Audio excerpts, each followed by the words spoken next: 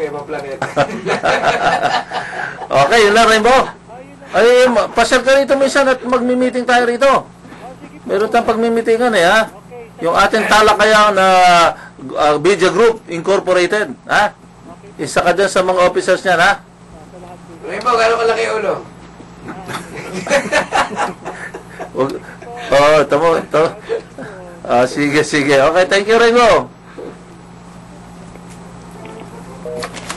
Okay. Ano ba? Yung susunod na talakayan, engineer. Yung ugat ng kahirapan, di ba? Tayo ay ating mga solusyon kasi iniisip natin, di ba? Sabi natin, magano tayong mga solusyon. Pero dapat, bago natin alaman yung mapuntahan yung solusyon, siguro, puntahin muna natin yung ugat. At baka doon sa ugat, pag sabi natin, ma-broadcast natin yung ugat, baka may mabuksan tayo ng isipan. Oo nga pala, no? Dapat kasi sinasabi nga ako ang simula, di ba?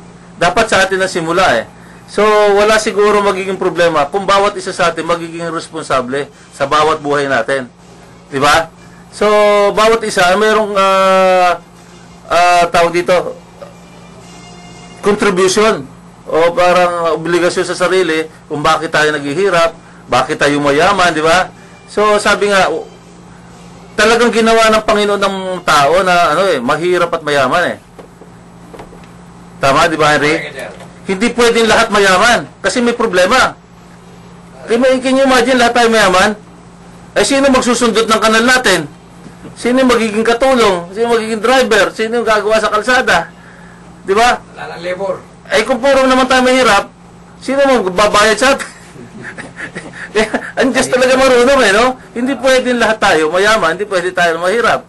So tayo napunta doon sa bandang mahirap, pero hindi ibig sabihin, mahirap tayo, ay forever mahirap tayo.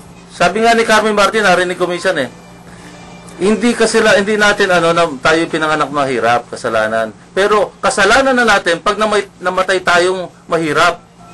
'Di ba? Lahat tayo kasi may pagkakataong yumaman Ibig sabihin magsikap. Oo, pag dati tayo mayaman, naging mahirap tayo rin na may kasalanan nun So, responsibilidad natin yon. Hindi pwede nating iasa kung kanino man yan. Sa ating kapwa o kaya sa gobyerno. Kaya dapat nating, kalkalin natin yung ugat. At ang ugat yan ay tayo mismo. Di ba, engineer? Tama yan. Equalizer. Kailangan talaga magsipag tayo. Oo. Lahat ng secret, yung mga success stories, di ba? Ay, oo. Galing sa Lahat. Yung pagiging hardworking, no? Si Henry pinakamayaman. Sabihin na, Oo. lahat. Lusitan, lahat, oo. Of course, andyan sila Bill Gates, sila Oo. yung batang nagsimula ng Facebook, si Oo. Michael Zuckerberg, di ba? Oo. At mga iba pa, no? So, mahalaga talaga, no? Na meron ka dapat dream o kaya kung anong gusto mo. Pangarap, sa sarili mo, pangarap, oo. di ba? At kailan may isa katuparan to. So, Oo. pupunta ka sa direksyon na yon. Simula pa sa iyong pagkabata hanggang sa paglaki mo. Ito yun. Kasi marami kong success stories Hindi na lang, sa maliliit na tao na lang. No? Pagpalagay natin, example ko sarili ko, no? Yung istorya ko. Ay ako na kami mahirap. Literal talaga, nagdildil ng asin. Maagang nabali yung nanay ko. 9 na taong pala yung panganay namin. Ako'y hindi pa pinapanganak. Nasa tiyan pa lang ako, namatay na yung natatay ko 1 month before. So, ako'y tawag doon, putok sa buho ako Di ba? So, ang nanay ko, naglalakulan ng isda. At yung hinuhuli ng kapatid kong panganay, 9 years old nangingisda yan. Inilalako ng nanay ko. So, ganun po kahirap ang buhay namin. Yung talagang, Para si Manny Villar. kung nakakita kayo ng asin na buo, no? Nakapag-asawa ng mayaman. Kaya, Masarap na sa amin yun. Dinidildil mo talaga yung asin na yun doon sa kanin. At sasabawan mo ng kape. Espesyal na po sa amin yun. No? may lasa na yun. May lasa na yun. May mantika. Oo, So, ganun po. Pero hindi po ako, ang inyong lingkod, hindi naman po tumigil. Maaga po ako nag-asawa, 16 years old. Bata. Opo. After high school, nag-asawa na po ako. Maagang kumati. Pero ako, natakot po ako sa future ko Nakita ko, ayoko po maging ganito. Mananahi po ako. Nag-aaral ako sa gabi, nananahi ako sa araw. No? 13 years old, mananahi na po ako. So wala po nagturo sa akin. Nagawin ko po 'yon. Wala po nagturo. Hindi ko po alam kung anong tungkol sa gobyerno nung araw na yun, nung panahon na yun. Kasamang doon, wala pa yung batas doon na bawal magtrabaho yung mga Correct. menor de edad. Pero ang nasa isip ko po, makasurvive. Di ba? Ako, kasamang doon, yung bata pa, elementary, kumukuha kami ng pandesal at sa maaga gumising, pandesal, maglalako ka sa bayan, di ba? Totoo yun, oo. Tapos kikita ka ng ilang sentimo, di ba? Nakakatawa na nun, totoo na yung nanay ko nun. Kung minsan naman, shine shoes, gawa kami ng box, nag-iikot, shine. Yun, marami kami nagawa. Kaya marami katulad dati ng success story. Parang may story din si Partner Paske, no? Pero hindi tayo naging yung pabigat sa gobyerno Hindi tayo umasa sa gobyerno Ang inasahan natin, yung ating capability, ating isipan, yung ating physical na kung ano yung magagawa natin. Pero hindi tayo lumingon sa gobyerno. Gobyerno, ano ba yung magagawa nyo sa amin? Kasi kung titingnan mo, yung mga nagre-reklamo na yan, na naghihirap, ayun yung mga tao na pagising sa umaga ay nandun, nakatambay, nagkakamutan siya, naghihingutuhan doon sa hagdanan, di ba? Pumunta kayo sa mga bahay na yon, baka ni isang tao lang nagtatrabaho. Pero mayroon pa silang gawain ng mga rera. Di ba? Nandun, nakapila sa bukis, mga walang trabaho, at doon umaasa ng kanilang kabuhayan. Hanggat nangangarera, painom-inom pa, Pagkatapos ng nanalo sa karera, iinom pa yan. Di ba? Wala nang pera, nakukuha pang uminom. So, tayo po yung ugat ng kahirapan Kung mag-iisip lang po tayo. na mangarap lang po tayo na tayo may gustong marating, ay sigurado. Wala po nagpaaral sa akin. Ako'y self-supporting. So, hindi po ako'y humihingi ng pantuition sa akin nanay, pinalo pa ako eh. Di ba? So, napakahirap. Kaya lang, kailangan talaga, tayo mismo ang may pangarap na magkaroon at makaalpas sa kahirapan na yan. O, Henry. Madagdagan ko lang, yung nasabi natin kahirapan kasi, no? Pero palagay ko, sa akin palagay, ayon kayo, sa pagkagahaman ng mga gusto pang yumaman, mas lalo nagiging mahirap yung mahirap. Totoo, nakaka-apekto na yan, no? Mm. Na dapat yung ating, kaya nga inaano natin yan, doon naman pumapasok yung partisipasyon ng gobyerno. Dahil una-una, dapat turuan din yung hindi nakakaunawa, di ba? At saka pag-aralin. Which is nasa constitution naman talaga, di ba, engineer? Kasi kapag ihambing mo yung ating sistema sa ating bansa, no, yung social welfare natin, Oo. kumpara mo sa, let's say, Canada, no? Sa Canada, pagka wala kang trabaho ron, ang gobyerno meron tulong sa'yo. Oo, may kakainan ka, di ba? May bigyan ka May ng allowance pera, ka pa, may oo. allowance ka. At Pati yung mga anak mo. Kung dito engineer yan, tuwan-tuwa mga tambay. Kasi doon sa kanila, ayaw ng gobyerno nila na yung isang citizen nila ay mag-isip pa ng masama. Oo. So alalayan ka, pero yung pera na yon na bibigay sa iyo, tsaka para sa mga anak mo, hindi kasya para ikaw ay maging mayaman. No? Tama lang para mabuhay ka. Tama lang para hindi ka gumawa na masama.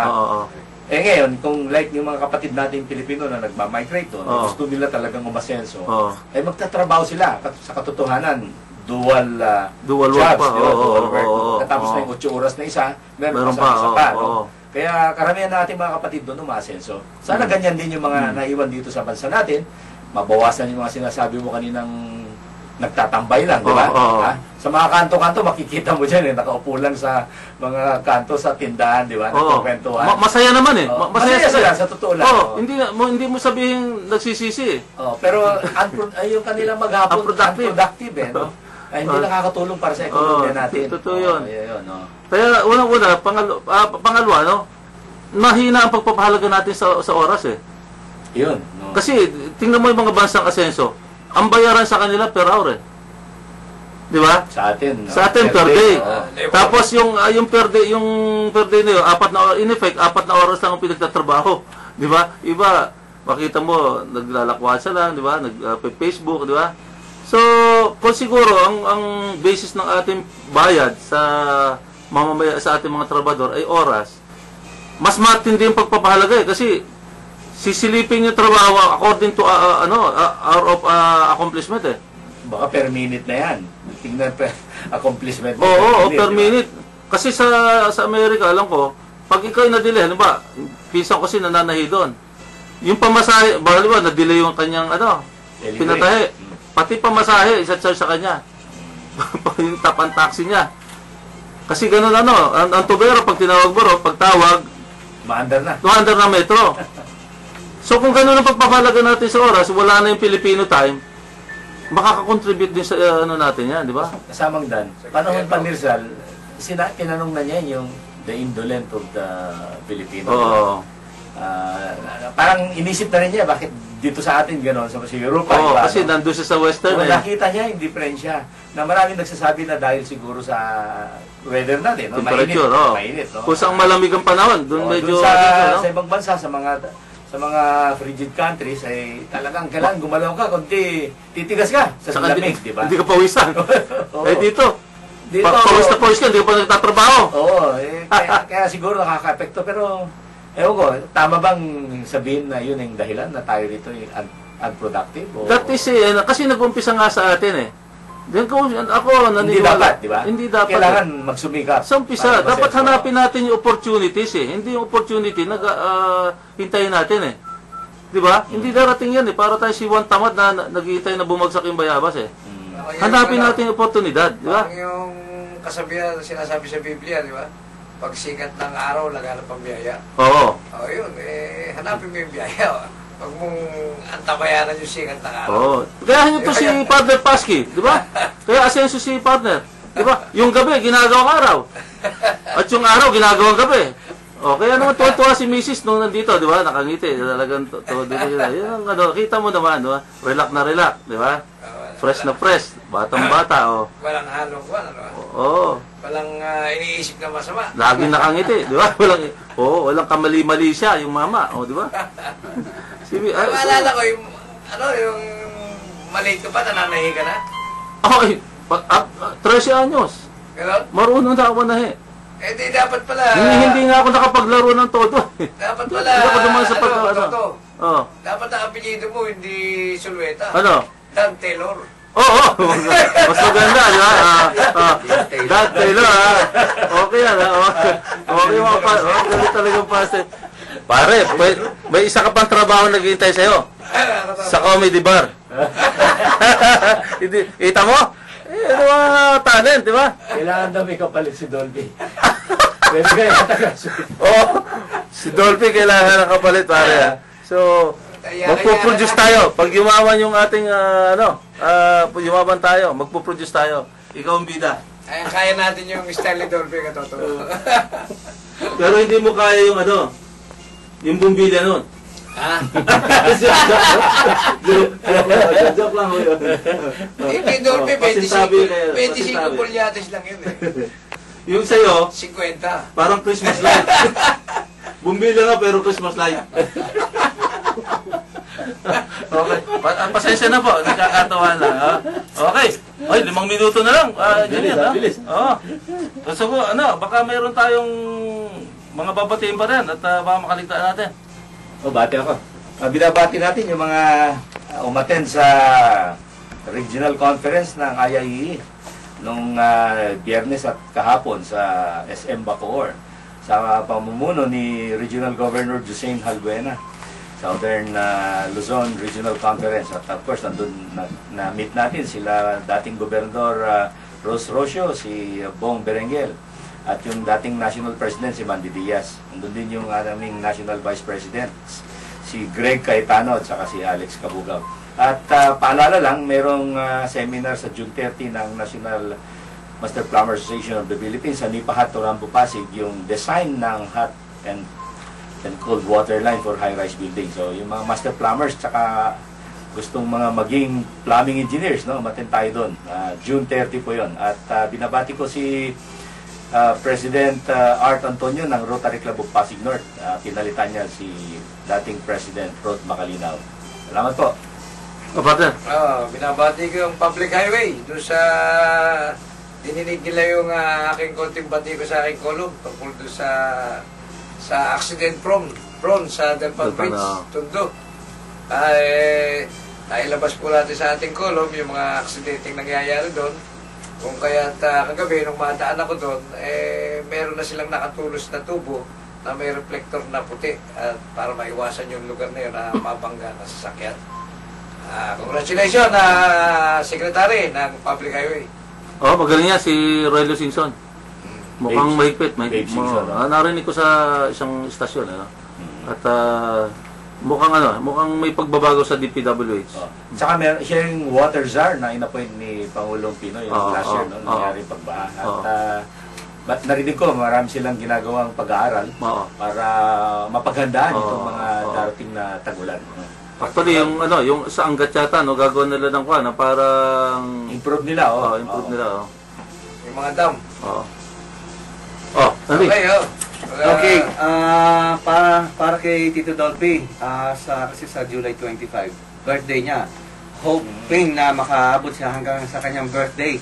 At kay Tito Mar Lopez, sa July 15 yata, o 11, ay birthday din niya. So advance para sa mga may birthday sa July.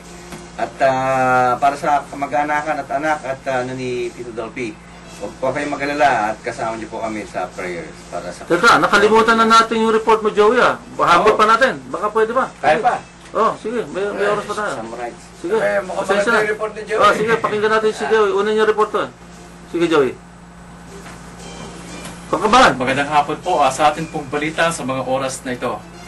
Kasama may 28 konsehal ng Maynila, personal na dumulog kahapon, June 23, 2012. Tanggapan ng Manila Police District General Assignment Section si Manila City Vice Mayor Francisco Dumagoso o mas kilala sa tawag ni Isko Moreno upang ipablatter naman si Mayor Alfredo Lim dahil sa umano ay pagbabanta nito sa kanilang buhay. Ayon sa Vice Alcalde sa kanyang sinumpang salaysay kay PO3 Gilbert Isoli ng MPD Gas, Biyernes ng umaga, June 22, 2012, nagpapatawag ng pulong si Mayor Lim sa lahat ng mga kapitan ng mga barangay sa buong Maynila upang pag-usapan ang nakatakdang pagdiriwang sa araw ng Maynila ngayong araw, June 24, 2012. Gayunman, nagulat umano ang mga dumalo ng magbitiw ng mga pagbabanta ang alkalde na ikibinahala ng grupo naman ni Vice Mayor Moreno sa po ng kanyang mga kasamahan. Sinabi pa umano ni Mayor Lim na parang wala umanong kamatayin ang grupo ni Moreno at kung gusto umano nito ng away ay pagbibigay niya ang mga ito. Bagay na ikinatakot ng Vice Alcalde dahil kapag nag-utos umano ng shoot to kill order ay tiyak na natutupad. Gayon pa man, pinagtawanan lamang ni Mayor Lim ang nag-aksyon ng grupo ni Moreno at aniya ay walang siyang sinabing masama sa kanyang talumpati at ang kanyang pahayag na bakit wala ba silang kamatayan ay ordinaryong salita lamang para ipakita ang kanyang reaksyon sa mga gawaing mali. Ayon pa sa alkalde, ang kanyang naihayag ay pagkasurpresa lamang umano dahil sa pagiging arogante at mapagbalaki ni Moreno kasama ng 28 konsehal na nagpapakalat ng mga kasinungalingan laban sa kanyang administrasyon.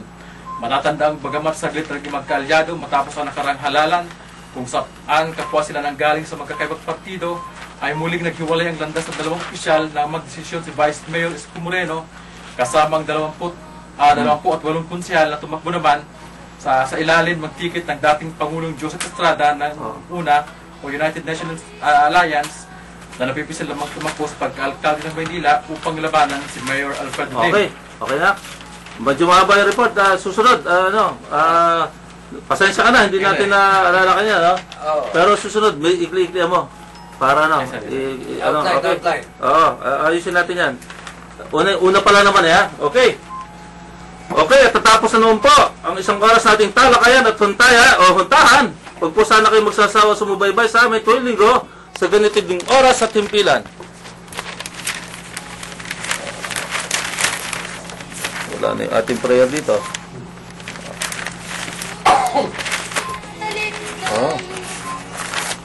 Hindi nadala. Nawala. Anyway, maraming salamat po sa inyo, Panginoon, sa araw na ito at sana po ay patuloy niyo kaming gabayan at tulungan sa aming araw-araw na pamumuhay, no? At sana ang pag-ibig, pag-unawaan ay lagi pong sumamin, lalo na po sa buong mundo, no? At sana po sumimba tayo ngayon ay araw na linggo at hanggang sa susunod na linggo po. Sa ngalan ng ating mga kasama, ito po ang inyong kaibigan sa iyong papawid, Dan Sulweta po lamang. At ang inyong katotong paski po lamang. Ang iyong lingkod, Engineer Willie Juan po. Magkita-kita ulit tayo magkarinigan. Henry Samaniego po, susunod na linggo. Joey. At maraming salamat po sa inyong pakikinig. Joey Cabalquinto po. Sa ngalan po ng ating kaibigan si John Carlos, si Del Maglas at ating kaibigan si Nonong Caballero, hanggang sa susunod na linggo, patuloy na subaybayan ang Buhay ka. Tala kayo, Tinoy! Nagkamali-mali na tayo. Okay, mabuhay ka! Pilipinas! Nawala yung